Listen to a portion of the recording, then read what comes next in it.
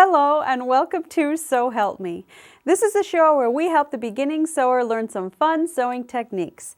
And today we're going to be making casserole carriers. Everybody loves a casserole, don't they? And you also have to have, if you're a sewer, you need some beautiful casserole carriers. So we're going to make the round casserole carrier. I'm going to show you how to do that. And we're going to make the rectangular casserole carrier or cake carrier, whatever you want to do. Okay, so first let's start out with the round one. The round one, it happens to be actually a square. Funny. It's just a square piece of fabric with a tube in the center and buttonholes on each side. This is bound just like a quilt would be bound, and I quilted my own fabric on this. So in order to quilt your own fabric, you're going to have something called a walking foot. So let's look closely at the walking foot. Woo, there he walks. He's walking. He's walking to see you. Okay, this is your walking foot. This attaches to the needle clamp screw. That's good. The needle clamp screw.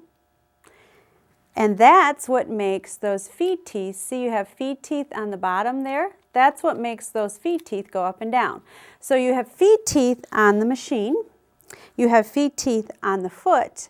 And what happens is it clamps them both together and takes them along and carries them both along. So you have even feed. This is also called a plaid matcher or an even feed foot or a walking foot. Okay? Here's where it's going to attach to your machine. So you do have to take your ankle off. But this is probably what people forget. This little fork here needs to go on the needle clamp screw, and when that goes up and down, then these feed teeth go up and down. Okay? So let's look at just the quilted area here. And if you can zoom in close and see the stitching, you'll notice that it's not puckered. If you did this on a regular machine, what would happen is you would have it nice and smooth on the top, but the bottom, once I flip this over, the bottom here would be all puckered. So every time you had an intersection there, you would have puckers, because your top feeds along nice and smooth, but your bottom is feeding in the fabric. There's where that walking foot comes in. That's what you need to have in order to make this nice and smooth. Okay?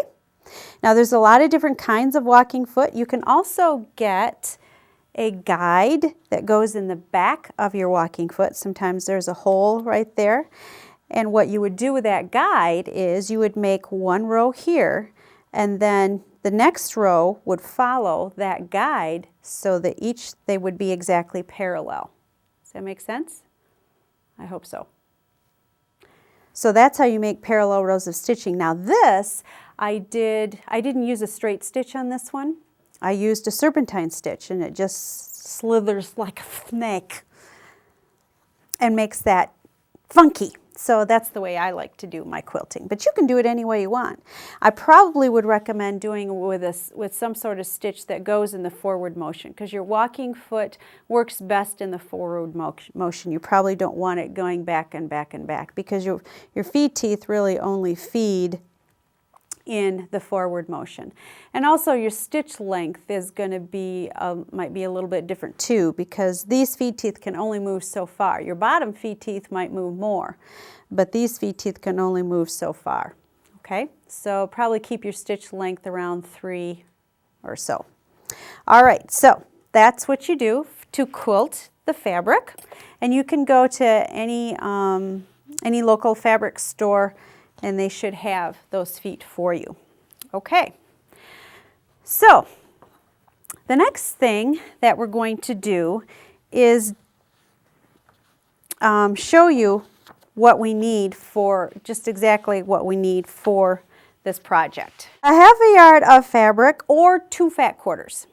So you're going to use one on the top and one on the bottom. If you want them different, that's fine. If you want them the same, that's fine too. You need 1/3 of a yard of binding fabric, and that would be the stuff that goes around the edges. That would be this stuff right here, okay? Then you're going to need thread to match, or sometimes you want your thread to show, so you can use a decorative thread for that. You're going to need 22 by 22 square of batting or heat-resistant batting. Now, I just use regular cotton batting, and but you can use that heat-resistant batting, and that will keep it much warmer if you're going to travel longer. A ruler of some sort, and if you have a quilt ruler, rotary cutter and mat, that's optional. You can cut this with the scissors, but it's nice to be able to just whack it off with your rotary cutter. And your feet, walking foot, your 1/4 inch foot, and a buttonhole foot. Okay, so we've started out. First, you're going to cut your square. How big did I cut my square? 22 by 22. Now, you're going to cut it a little bit bigger than that, because when you cut it, then if you look at this one again, you can see that my batting is bigger than my square. And sometimes it's difficult to get those exactly right on each other, so I probably cut this about 23.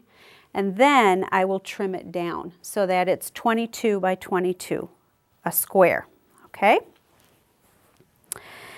And you're going to cut your strip of fabric. That's this piece right here.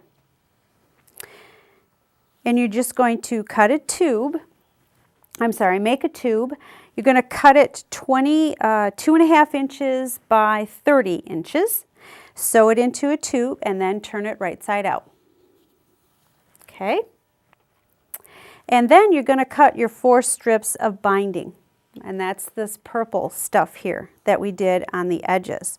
All right, and I'm going to go through the binding technique in pretty good detail, and then we will get back to this. Okay, so let's look at our binding.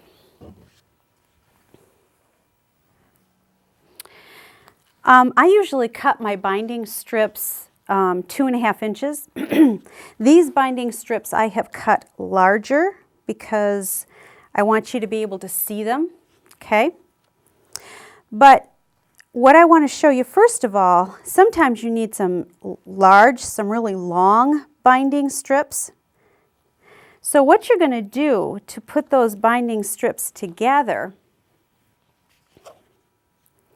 is, instead of sewing it so that you've got a seam on top of a seam, you're not going to sew it together straight, because then you've got way too much fabric there to deal with. Then you're sewing over this, and then when you fold it over again, you're sewing through a lot of layers of fabric there. And remember, your quilt's going to be inside there as well.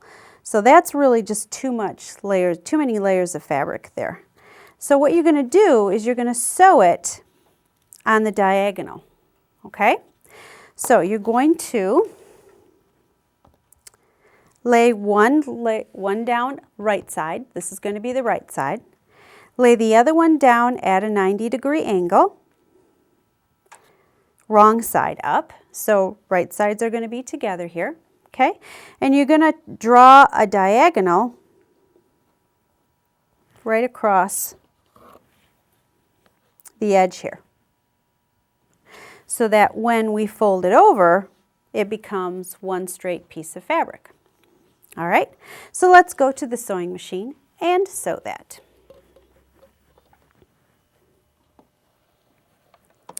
Now here I like to have a nice long piece of thread, because I don't like to back up on this kind of stuff, and so I will put my needle down in the fabric.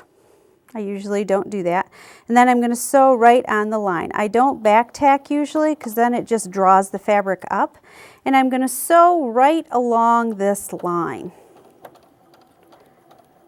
You're sewing on the hypotenuse of the triangle. And then I do sew off just a little bit. Okay. So now let's go back here. So now you can see I've sewed right along that line. Then you're going to take your scissors and you're going to trim close to the edge. And now you've made one long continuous piece. I usually do not iron this open unless I'm going to have an awful lot of thickness there. I usually iron it to one side, and that gives that seam a little bit more strength. Okay, so that's how you attach your binding strips together instead of like that, instead of straight across like that. Okay, now let's talk about actually attaching the binding strips themselves to the square. Okay, you're going to take your square of fabric, put it wrong side up. All right. Now on this side, on the wrong side of your fabric, you are going to mark, and I finally found a use for my little itty bitty templates, my little itty bitty Omnigrid. Isn't he cute? I had to have him. I thought I'd put him on my keys, but it was a little dangerous because the corners are kind of sharp, so we took him off the keys again. But he is really cute, but I found a use for him. What you're going to do, in every corner, you're going to mark a 1/4 inch on the inside. So I'm just going to take, and I just use a regular ink pen. Probably you should use a different marker, but so you can see it, I'm using a regular ink pen. So this is a 1/4 inch this way and a 1/4 inch this way, and I've made a mark there. That's what I'm going to sew up to. And I have done that on each one of these. Every corner I've done that on. Okay? All right. Then I am going to take my strip, I'm going to flip this over to the right side. I'm going to take my strip and I'm going to put right sides together, and my raw edges are going to be here. This is folded. I should have told you that, I'm sorry. And this is more than 2.5 inches. I usually cut my binding strips 2.5 inches, but this is more than 2.5 inches. So I fold that in half, raw edges together, okay? And I'll pin this because my mother taught me well to pin. And always, when you pin like that, always have your pin heads extending off the edge. That way it's much easier to pull them away, because you shouldn't sew over pins. That's a no-no. And I sew on the wrong side because I want to sew from one dot to the other dot at a 1/4 inch. Okay? So, let's go to the sewing machine. And we'll start. I've got my 1/4 inch foot on. And we'll start right where that dot is. Whoops. There we go. And I probably would put more pins in here than this to hold this together. But if you're pretty good at holding that all together, then forget it. Go ahead. And we're going to sew a 1/4 inch seam allowance. Roll out le pin. Woohoo. And keep sewing all the way down until you get to the other dot.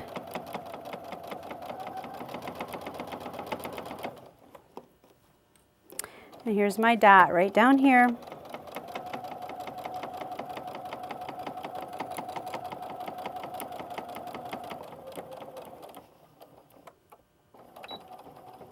Okay, so now I've sewn up to that dot. Okay, let's go back over here.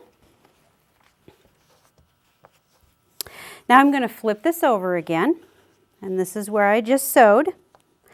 Now you can see I used red thread, but you can see that I'm exactly right where I should be. Those two pieces are right together because I started them both at the same dot, which is exactly what you want. You can see that little red thread that I'm pulling out there? That's exactly how you want them. You want them close together like that, okay? And then I'm going to iron these over. Both my seam allowances are going this way. I haven't opened them up, so both my seam allowances are going this way. And I've just slid my iron over. Okay? All right. Now, let's do a mitered corner. What you're going to do with a mitered corner is you're going to sew up and then back.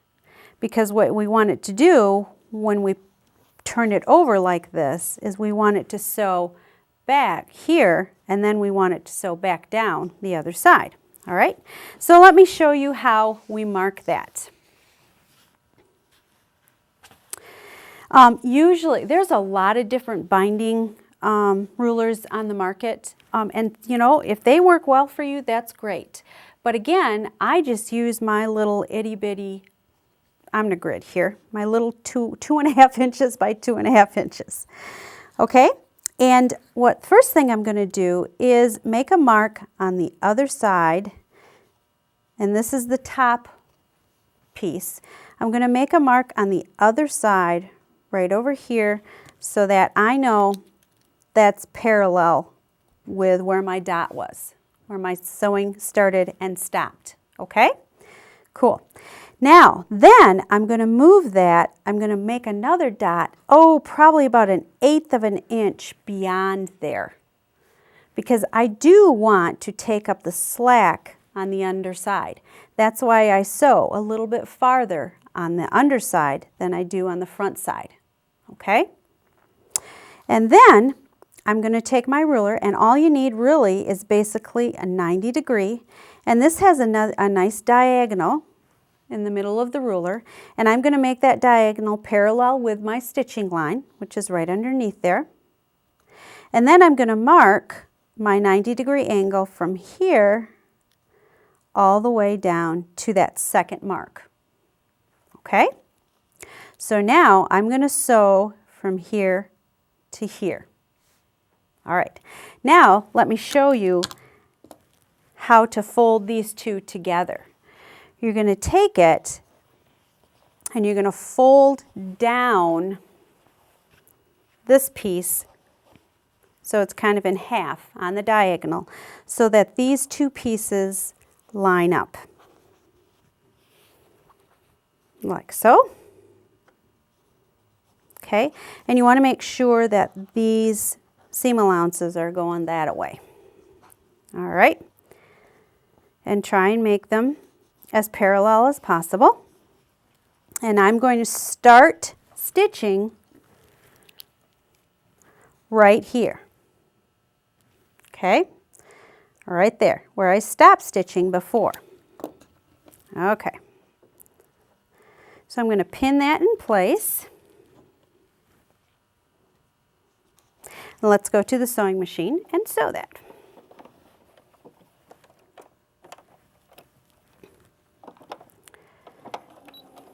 And I do back stitch on this because this is going to have a little bit of stress put on it. And I'm just following the lines that I made. Pivot, make sure my seam allowances are folded down, and sew on down to my dot. And go back a little bit. Alrighty. Now let's go back over here. And you can see I've stitched right along that line. I'm going to trim there and there and trim my point right off, okay?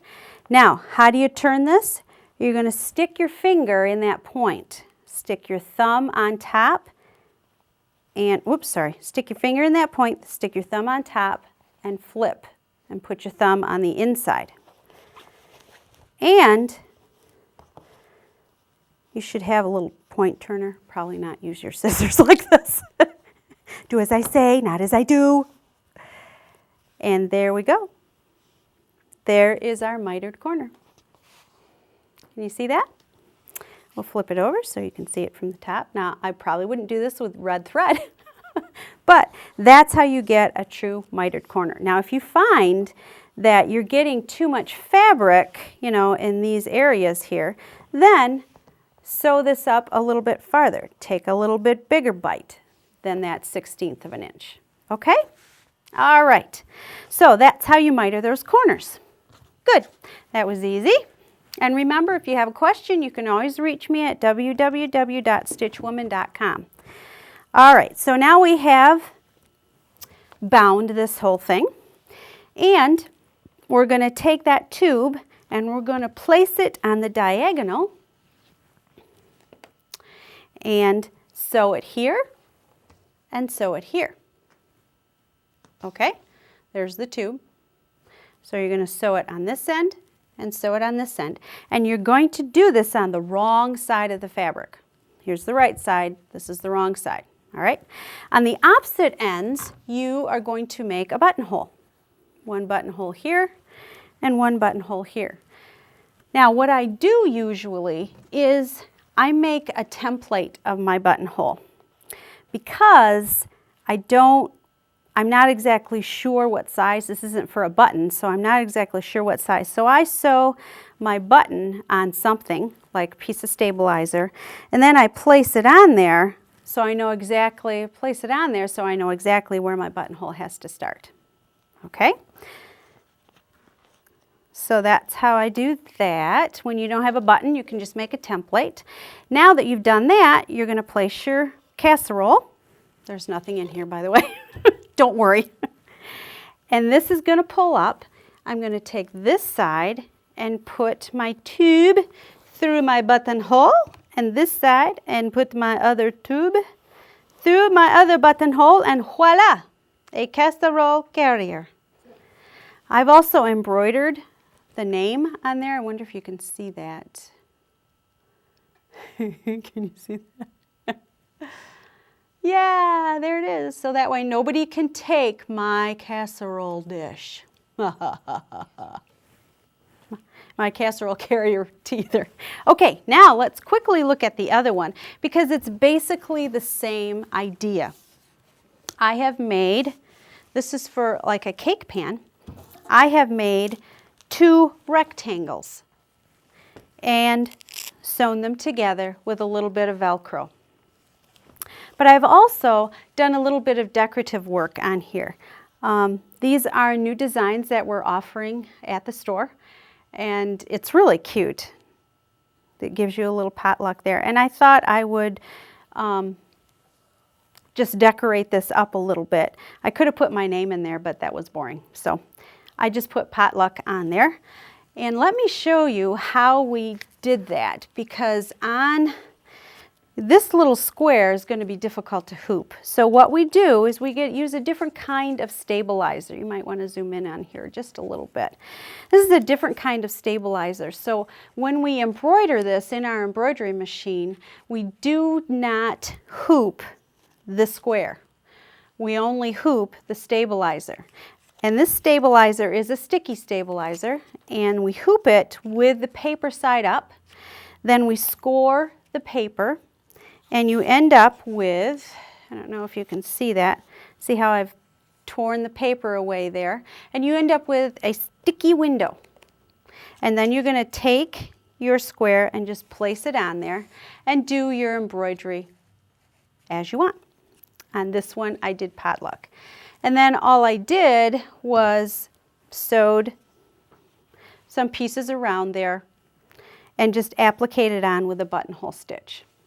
Okay, so let's look at what we need for that. Back over to here again. We're going to need a 1/2 yard of outside fabric, which is going to be the large pansies. That's beautiful stuff. I love that stuff. And then the 1/2 yard of lining fabric, which was the yeller on the inside. Can you see that? There you go. 2 12.5 by 17 inch pieces of batting. Now, if your cake pan is this size, so thank you.